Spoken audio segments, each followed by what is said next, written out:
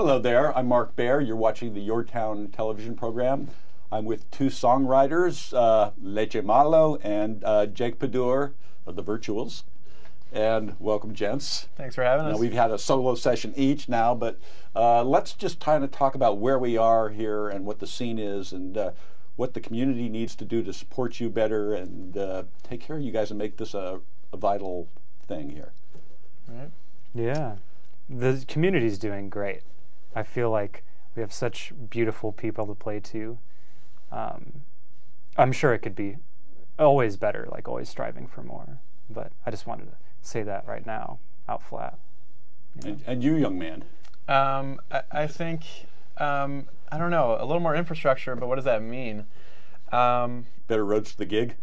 Yeah, right? Maybe. We need to stop this pothole situation. Right. Right. Well, I just read an article. There's a lot of money on the roads for Monterey now, Yeah. so there's going to be a lot of cleanups. But besides the point, I don't know what there could be. Ideas can be such as kind of an independent promotions company or independent record label that would kind of just tie the scene together. If anyone has those expertise in the business side, that could really be utilized, and we're waiting. And the other thing, so if you're out there watching audience land, so I know there's a lot of retired musicians here who've had big careers. Sure. Is there kind of any mentoring going on?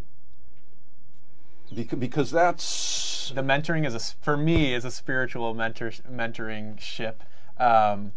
I think, like I said in the interview, our band takes from musical influences of bands that were kind of big in the Bay Area around 50 or 40 years ago. So I think it's more so like what those older musical greats did transcends through that spiritually. But I don't really have a personal mentor for the group. I would think not so much in how you make the music, but more in if this is going to be a career, you know, what you don't do, what you do, what's smarter, what's not smart, Sure. what they've collected wisdom, moves. I mean, it's you know, it's they did it, you know, hard, you know, and they do pass down. I know in most other, you know, we don't have guilds anymore, but in most other crafts, the older artist reaches down and lifts the younger up. Sure. You know, and I don't know, does that situation exist, or how does that situation exist? It seems to me like the only thing they could really speak to is the craft itself of like fashioning and performing the songs, because the landscape has changed so much business-wise that I've talked with people and they're kind of at a loss or giving like this archaic advice that's just not going to help, like from like a DIY standpoint or something. But also maybe we're writing ourselves off to think that we're so far gone that we all have to do it ourselves. We were kind of talking about that before. Yeah. I don't know if that. I think actually it might be the case where these old traditional ways of getting known or spreading your art. There is some value in that. Like I kind of followed the newer paths of the social media kind of approach to growing your music. But since moving here, I've found that I can get more of a community at our shows and be part of a bigger community at other artist shows just through physically hanging out and doing things that networking entailed 50 years ago. No devices in our pockets to connect. It's just like going out there and meeting folks. And I've learned the old way is almost the better way for me and our group. And I guess and I guess also I'm thinking about just musical tradition. You know, it helps in any craft if you really know the lineage of things. For sure. You know, have a deep, strong. You know, every group. There's no such thing as an original artist. Yeah. They're all coming out of a, you know, what came before, and out of an older tradition, and they came out of an older tradition still. And nothing's out of born in a vacuum. No, and you know, especially for a songwriter, you know, to know what's possible. You know, a songwriter needs to, in my view, you have to have a deep understanding of both lyric writing, music, and poetry. you know, and it's really interesting how many music writers don't read poetry or don't know poetry, right? You know, which is kind of really odd to me. Totally. You know, it's you know, to make an image. You know, it's you know, kind of an image that will hook. You know, that you'll oh, I hear that, or you know, maybe it's interesting if you're a listener and you hear a new song, you won't hear the words, you'll hear one phrase and it'll wow, it'll click in and it'll go wow, that's catchy, and it'll worm. You know, and art that informs art. That's like such a beautiful thing that I think is getting lost, because like more weight's put on the individual, and like back in the day, like cover albums and stuff, that was so common, and people like riffing on each other's tunes.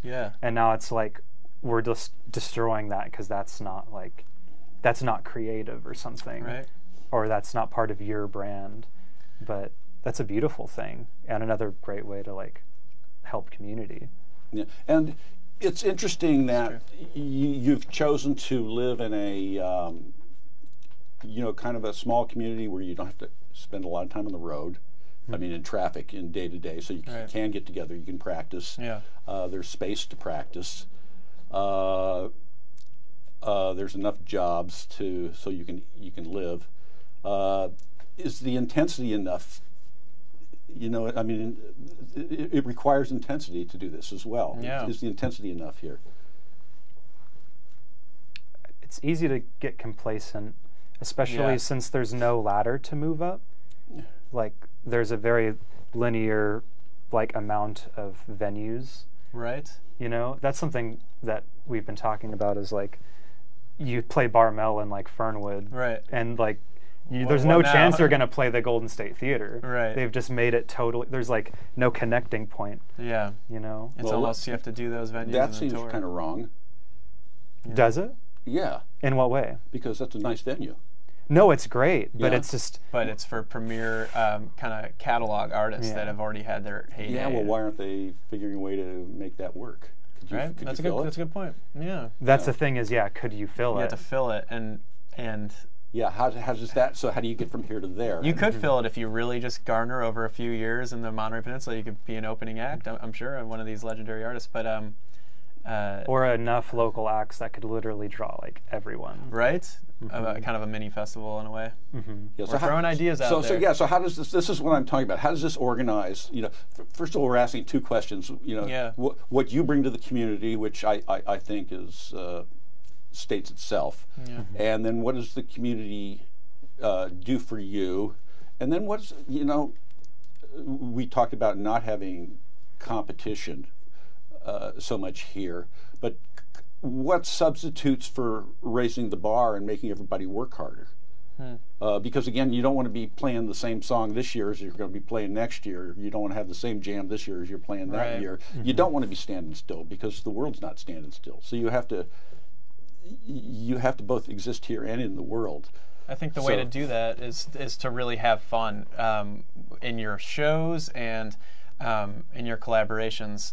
Just keep collaborating with people that make you feel good and want to have fun. I think the more every kind of talented person in this area starts just hanging more and jamming and just enjoying each other's art expressions, it'll start to be like a thing that we have kind of like a sense of urgency about. We're kind of like, all right, we're all enjoying ourselves. Let's keep having fun, and people will see that.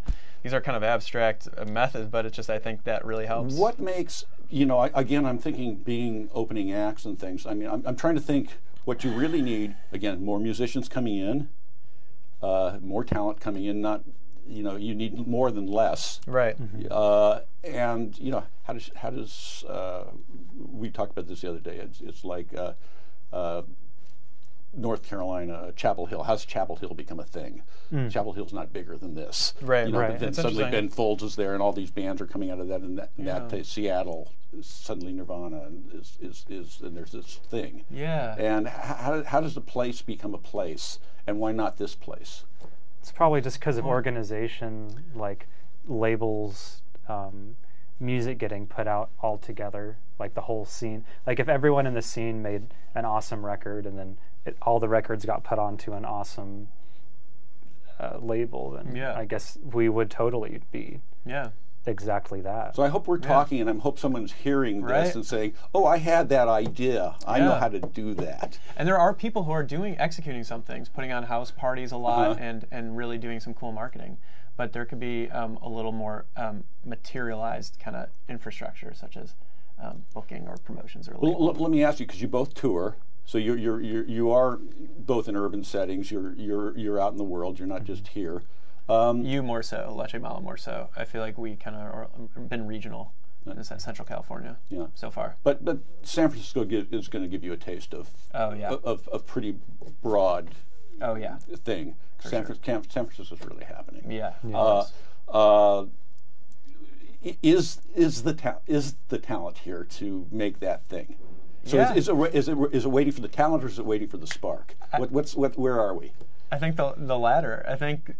I think there's not any. It's not like it's hard to compare, but I don't think there's necessarily like all these bands in San Francisco are just better than the bands down here. Yeah. I think we would all be just as good as they are if we just had a little bit more streamlining, you know. I mean, I'm just thinking. I'm just really trying to understand. I think that's a good, legitimate answer. This label idea. How does community and how does the community come in and make that a priority? Because again, we sell. We're a place where artists always came. We're a place that the pop festival started. Yeah. We have the brand. Right. Yeah. In other words, we're not in the middle of Michigan in an odd place. Right. Although Michigan's pretty cool, but I don't want to harsh Michigan, except it's 30 below there today. Right. And it's not here. Right. So how does that happen? And I hope somebody's listening and saying, "Gee, I have this piece and I have that piece." Or else you guys maybe should be having that conversation more with each other and figure, "Gee, we could do this." I think there's enough artists that we really could organize and do it ourselves, or at least do the legwork for like a fiscal backer, or something like that. Totally. Like have the whole thing and be like, "Here, accept us." Right. Yeah. It's kind of like manifesting a group. What do you call it? Like I don't want to say a business plan, but a vision or a goal as a community. And I don't know how a music community, because it's not that big. It's not so big that it can't be organized. Right. You can't organize San Francisco. No. But here there's enough people that know each other, talk to each other, and going, what should we do? And what could be better? And how could we do this? And what would be cool? And what do we bring to the city? And what's our ask of the city? And how do they promote us and make us, how do they love us? Because a city is not so great. It's lovely living in a small town as long as you're not out in the sticks. Right. And if you can have all the things that the city has, like great music, then you're in a cool place. Right. So just how does that manifest?